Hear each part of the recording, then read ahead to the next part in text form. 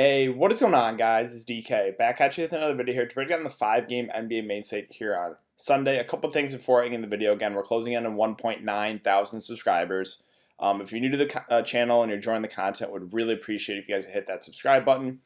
And then also I'm doing a weekly giveaway on this channel where all you have to do is leave a like and a comment in the video. That's one entry in the giveaway. Max one comment though per video. It starts with my Monday night showdown video that I had up at the beginning of the week. We'll go throughout the week and we'll end with the Monday night showdown video that I'll upload probably tomorrow. So how it works is however many videos I've uploaded for the week, I enter the giveaway that many times. So say I have 10 videos up for the week, I enter the giveaway 10 times, and the winner receives $20 PayPal for myself. With that out of the way, let's jump into the videos. First, let's look back on Saturday night. Saturday night, a bit disappointing here. So the value guys I was talking about, there's a lot of value guys in the slate. The main ones I liked were Scala BCA, Gorgie Jang, and those Golden State guys. So it was all about landing on the right studs. I had one of them, Andre. Didn't play Giannis, unfortunately. Giannis is pretty high owned. It was a tougher matchup, and that game was a blowout actually for a while. And then, of course, Toronto brought it back, so Giannis played the whole game. My studs, I had Beal in a blowout, unfortunately. They kept it close with Houston, but then get blown out to Minnesota with no Cat. Yeah, just super frustrating. Booker, like his worst game of the year in a good matchup. Just him and Beal, I think, combined for one rebound and one assist besides points, or 2 assists. You know what I'm saying? They didn't do like anything besides score. So, yeah, I'm a little frustrated. The Golden State guys, I played 3 of them here: Damian Lee, Pascal, Jordan Poole. Talk about Jordan. He was pretty popular, but he is scoring dependent, and when his shot's not falling, he can hurt you, which he kind of did here. Kai Bowman was the other one that the other Warrior that did really well. Him and Pascal, I think, were the 2 top ones. And then Al Horford, him, Tobias. I liked a lot of those Philly guys with no Embiid. But again, landed on landmine here with not having Giannis. Basically, that hurt. He was pretty high on. So fortunately, again, it's going to be an L. But let's see if we can get back in the running track here for Sunday.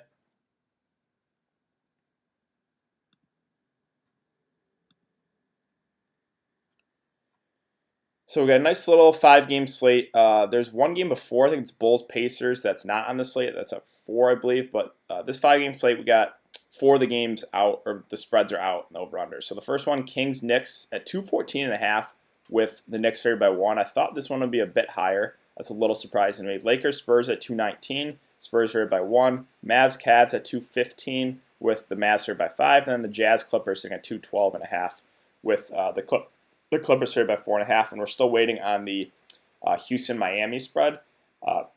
We got a couple big injuries to watch here. We got Jimmy Butler as well as Justice Winslow questionable, so that's something we have to monitor. But let's just jump into it. So we'll start at center today. Anthony Davis is listed at the top here at 10.2 in a relatively difficult matchup. Not the best match against the Spurs, but not the worst. 10.2K. I think he's a little underpriced here for his level upside. Just know the concern with Anthony Davis is, again, there's always a decent shot that he leaves the game with an injury. So there's definitely a risk, but the upside's there with him. Kevin Love, literally Cleveland's offense is just Kevin Love and Tristan Thompson, and that's it. Like, these guys have been producing at a crazy amount, and it's a solid match here against Dallas. And Kevin Love is literally just playing mid-30s minutes. He's basically a lock for a double-double. The rebounds he's getting, look at this, 18, 13, 16, 20, 17 rebounds. And he's scoring the ball pretty well. So at 9K right now, again, for his level of production, he is too underpriced. Bam Adebayo is a guy I've been all over this season in an up-tempo game here against Houston. I do like his upside a good amount. He's a guy that will fill up the stat sheet, get your block steals. He's, I think, priced about right, but I still like the upside on him. Porzingis seems too cheap here at 7.6K right now for his level of minutes. Originally, they're kind of limiting his minutes to 29 or so. Now he's playing mid-30s, even high 30s minutes in the last game. Oh, I guess that game did go to overtime, right? But still, like mid-30s minutes is what we want for Porzingis here. And at 7.6K, I think he's about $500 to $1,000 too cheap. So I do kind of like that he's priced at discount here. Gobert at 7.5K, it's just hasn't flashed enough upside for me to consider him right now. Just offensively, he's not doing a whole lot. So, it's kind of a pass for me. Now, Randall's a guy I do kind of like here at 7.3K. It's a really good match here against the Kings. I like the prices dropped. He was like an 8K player to start the season. Now he's at 7.3K. I know, kind of been up and down this year, but I think the price makes him play, and it's a good matchup. So again, the offense does kind of run through Randall. I think a big game's coming from him soon. So I do kind of like the buy low on him. Capello's always a guy that I just think is okay.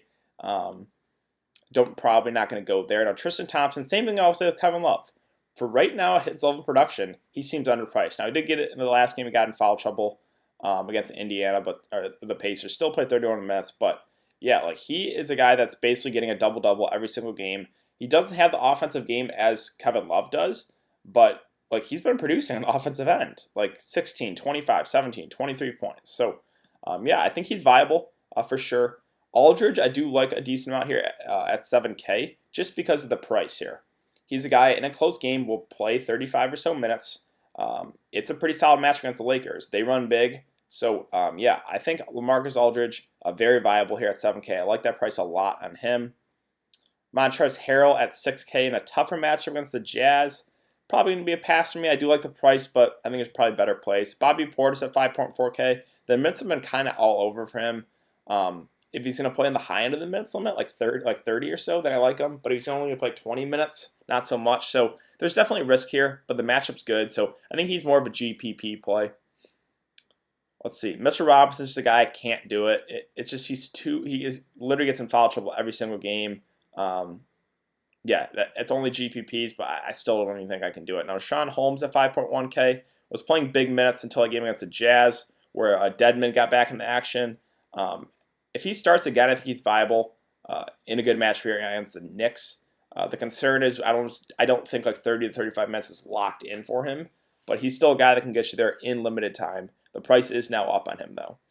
Guys like Dwight Howard and JaVale McGee. Dwight played 27 minutes in the last game against Dallas. If he's going to play like mid-20s minutes, then I like the price on him a lot. But, again, they got McGee. They got Kuzma coming back here, so there's slight concern about the minutes. Maxi Kleber at 4.2K. I think, probably going to play 25 to 30 minutes. The Cavs run big. They got Love. They got Tristan Thompson. They got Larry Nance. So Dallas is going to need a Kleber and probably Dwight Powell to play some decent minutes. And again, Kleber, I think, is a little underpriced right now, so I kind of like him as a value play. McGee, the minutes have been going down on him. 12 minutes last time out. It's just kind of up and down. Probably only a GPP play for me. Same thing with Zubac, not going to play huge minutes. It's a tougher matchup. Kelly O, the minutes have been down on him. If he was playing mid-20s minutes, he did play 22 the last time out. Again, kind of more of a riskier play. Dedmon got back into the action there after playing only 4 minutes against the Hornets. Played 27 against the Jazz. So we'll see. If he starts, I would like him here at 3.7K. If he comes off the bench, he's obviously a little riskier. Myers Leonard is a guy that has also been playing pretty solid minutes. Of course, the one time I played him at the beginning of the season, he had 5 fantasy points, but now he's been getting 22, 34. If he's going to continue to play mid-20s minutes, then he's a value guy you got to consider. Dwight Powell, I do like him a good amount as a cheap guy here. They said the minutes are going to go up. He played 25 minutes the last game against the Lakers. And again, the Cavs run big. So I think Dwight Powell, 25 or so minutes, maybe a little bit more. And at 3.5K, he's one of my favorite value plays right now. So I do like him a good amount. Jakob Pearl's interesting here at 3.2, just because we know the Lakers run big. They got Dwight, they got Anthony Davis, they got McGee. So maybe Jakob Pearl picked up the start in this one. I don't know. We'll see. Either way, I think he could be, play a few extra minutes here. So he's viable as a cheap target. But I think that's kind of it. Yeah. So let's move on to power forward. Kawhi here at 9.8. It's a tougher matchup, but he's still underpriced. He's a guy that he's matchup proof, right? So I think he's, again, probably 500 or so underpriced, maybe $1,000. He's a guy that will probably get you 45 to 55 fantasy points, so he's definitely viable as a spend up. So you already talked about a lot of these guys. Bogdanovich, it's just the Utah guys. They're a very, very balanced team. He's had back-to-back. He's been playing decent minutes here, 37, 31, and 36 minutes. I think he's viable right now for his level of production. But again, Utah they're a pretty deep team. Marcus Morris, I do like the price on him a good amount. He's a guy that I never seem to be able to get right. But just had 50 fantasy points the last game against Boston. And this is a lot better matchup here against the Kings. So, yeah, right now, I think Marcus Morris probably going to play 30 to 35 minutes in a close game. So I do like him a good amount here at 4.9K.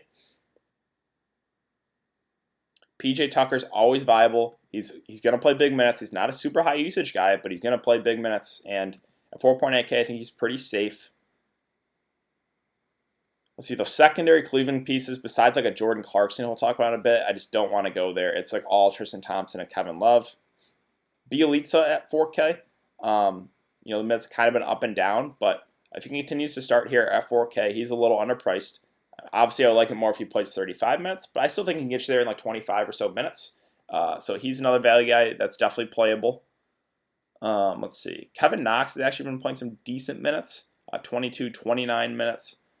At 3.7K, doesn't have to do a whole lot to get you there, so I think he's viable as well. Trevor Ariza is just standing in the corner guy. I don't think I can do it. Trey Lyles also interesting as a value play here. Again, the Lakers run big, so I think him or Jakob Poeltl get a little bit boost minutes-wise. And at 3.3K, he doesn't have to do a whole lot to get you there. So Trey Lyles, I do like a good amount as well as a value play because playing guys like that can open up, getting those stars in your lineup. I think that's basically it, though, for power forwards. So small forward, LeBron here finally flashed some upside. He was a guy that was hanging around like 40, 45 fantasy points a game. Just put up 92 fantasy points at last time out. 39 points, 12 boards, 16 assists, a triple-double, 4 steals. Don't think we're going to expect that again. But 9.3K for LeBron, I think he's slightly underpriced right now. I think he's going to be a little bit more popular because of recency bias. People are going to try to chase that game. But again, I still think he is underpriced. So definitely considering him as a spend up for sure. Jimmy Butler, this is pretty big news. If both him and Justice Winslow miss, then there's going to be a lot of those Miami guys that I like. Guys like Kendrick Nunn, guys like Harrow, Dragic. There would be a lot of viable guys in the mid-tier range here for Miami. So that's something we have to monitor. Again, Houston's defense, they play at such a fast pace that you're going to want to target some players against them. DeRozan at 7.4K, him and LMA just seem a little underpriced right now. I think they're both like 8K players. So yeah, DeRozan seems a bit underpriced in a good match against the Lakers. Don't mind him at all. Buddy Hield at 6.6K is kind of scoring dependent, but it's a better matchup here against the Knicks. So I think he's viable in the mid-range with upside. If he's knocking down shots, he's a guy that can get you like 40 to 50 fantasy points. So he's viable for GPPs. Justice Winslow at 6.3K. Again, this is something we have to monitor. If he plays and Jimmy Butler misses, then I would like Justice Winslow a lot. If Winslow misses and Jimmy Butler plays, that's Jimmy Butler's in a great spot against Houston. So again, something we have to monitor. If they both miss, then we look to guys like Nunn, Hero, Dragic. So again, something we have to monitor. Kuzma at 5.8K. They limited him to 19 minutes in his first game back. I assume they're going to continue to limit him. Now, if they say he's off his minutes limit and he's good to go, he's going to play like mid-30s minutes, then I really like him. But I still think they're going to kind of ease him back into it. Dion Waiters at 5K, he's back with the team, so he will be available. We'll see if he even plays. Again, I think that's a risky option, but we'll see. I think there's a shot that he doesn't even play. I already talked about Marcus Morris. I do like him a good amount. Rudy Gay's interesting here, 4.8K. He's a guy that will probably get a few extra minutes because they kind of need him to guard LeBron. In the game against the Clippers, he played 26 minutes for his defense against Kawhi. So, I think he's okay here in the mid-range at 4.8K. Again, the Utah guys like Ingles, they're just a very, very balanced team. I think he's okay, but I think I like some other guys more. Bogdanovich at 4.5K is interesting here. I would have liked it if he was a bit cheaper, but he's a guy that's going to come off the bench and be aggressive. So another cheap guy that's definitely doable. House is a little too scoring dependent for my liking. Again, those secondary Cleveland guys besides Clarkson, we'll talk about in a sec. I just don't want to go there. Eric Gordon's price is okay at 4.1K. Another guy that's very, very scoring dependent, right? 0 of 7 fantasy points. Like if he's not scoring, he can really hurt you. So that's a risk there. Now Clarkson's a guy that's been playing pretty solid minutes off the bench. If he's going to continue to play these 25 minutes or so off the bench, I like him a good amount because he's a guy that will come off the bench and be aggressive. He's a guy that doesn't necessarily have to score to get you there. He can get you there boards, assists too. So at 4.1K, I think he's a pretty solid value play. Danny Green in a revenge game narrative at 4K. A guy I don't really like playing for DFS purposes. He's another pretty scoring dependent, but it is a revenge game and the price is pretty fair for him. So yeah, he's viable as a cheap target. Other cheap options, I mean, Duncan Robinson, I guess we could look to if both Jimmy Butler and Justice Winslow miss. He's, I'd assume he would probably pick up a start, so that's something we will have to monitor. I wouldn't mind going there as a cheap option. I think that's basically it, though. So let's move on to shooting guard. Shooting guard's Harden, and like I said, I can't get him right this season. It's super frustrating because I played him every single game this year besides this one. In a great matchup against the Nets, he only put up 52. So yeah, I guess it's if I play him, you guys should not play him. If I fade him, you guys should lock him in. That's basically how it's been going for me with my luck here with Harden. But yeah, again, 10.6K, we know the upside's there. He's basically going to get you, probably a floor of like 45 fantasy points with, got 70 fantasy point upside. So he's definitely, I'm definitely considering him as a spend up. Hopefully I can get him right one of these days. Doncic at 9.2K, currently listed as questionable. I think it was because of the stitches in the back of his head. So I think he's going to be good to go. And this is too cheap for Luka Doncic right now. At 9.2K against the Cavs, no one's going to be able to stay with him. So another guy that will fill up the stat sheet, and the price is about $1,000 too cheap. So I do like him a good amount here as a spend up. Let's see. Donovan Mitchell is okay. It's just, again, Utah, very, very balanced team. RJ Barrett at 6.5K. He's a guy that was chalky in the game against Orlando, let a lot of people down. But other than that, it's been pretty solid this year. I think he's priced fair. Sexton, I just don't want to do it. Like I said, their offense is basically just feed Kevin Love and Tristan Thompson. Now, guys like Kendrick Nunn, Hero here, at 5.7 and 5.6, I would really, really like if both Jimmy Butler and Winslow miss. If one of those two guys misses, they're still viable. Nunn's a guy that's been starting and playing solid minutes. Even if both play, I still kind of like Kendrick Nunn. He's been very aggressive. It's a great matchup here against Houston, so I do like Kendrick Nunn a good amount. Hero's a guy that I would get to if one of those guys or both miss. A guy that we know the upside's there, so yes, Nunn, Hero, I do like a good amount here. Again, we had to wait for Justice Winslow and Jimmy Butler news. The secondary Dallas pieces, the guards at least, is the minutes been all over the place. I don't think I want to take a shot in this slate. Let's see. Patty Mills, I don't think we can expect this, a 41 fantasy point outing again in 22 minutes against Golden State. So yeah, I'll let others chase that. I think I'll pass.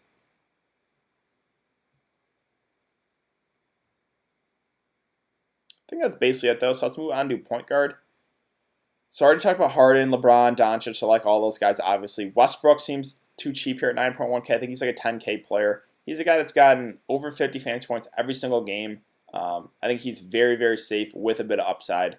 So yeah, like I said, he seems also probably about $1,000 too cheap. Now, De'Aaron Fox is a guy I really like and I want to play, but it's just the price. 8K, I think he's priced fair. Like, are you going to play Fox over a guy like Westbrook for a little more?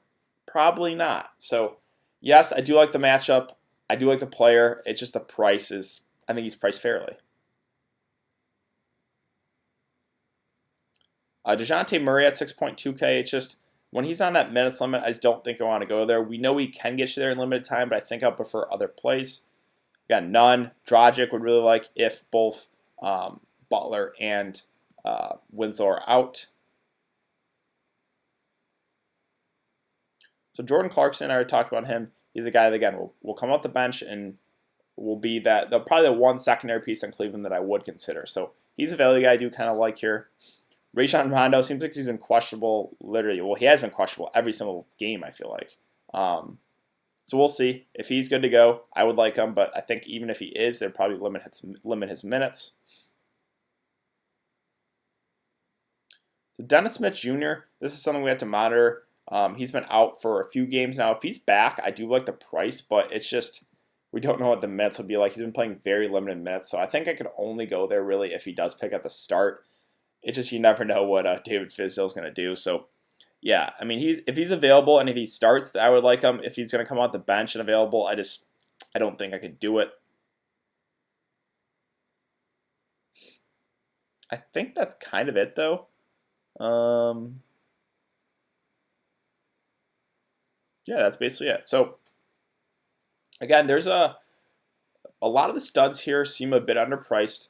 A guy like Kawhi, LeBron, Doncic, Westbrook, those guys just seem a little too cheap. There's some value plays I talked about, right? Those a guy like Dwight Powell, some of those value bigs that I feel like we can get, to fit those studs in your lineup. And then there's some guys in the mid tier that are appealing as well. Those Miami guys, if Jimmy Butler and Justice Winslow miss. So again, that'll be something we have to monitor. But I think that's basically it, guys. So if you have been enjoying the content so far, I'd really appreciate it if you'd like this video and subscribe. Again, if you want to get entered in the giveaway, all you have to do is leave a like and a comment in the video if you want to enter the giveaway. I'll probably be live streaming for this. I'd say maybe 30 minutes before lock. My YouTube channel, so be on the lookout for that. It's also really important to follow me on Twitter. That will be in the description below. But yeah, thanks again for coming and checking out the video, guys. I really appreciate it, and I will see you later.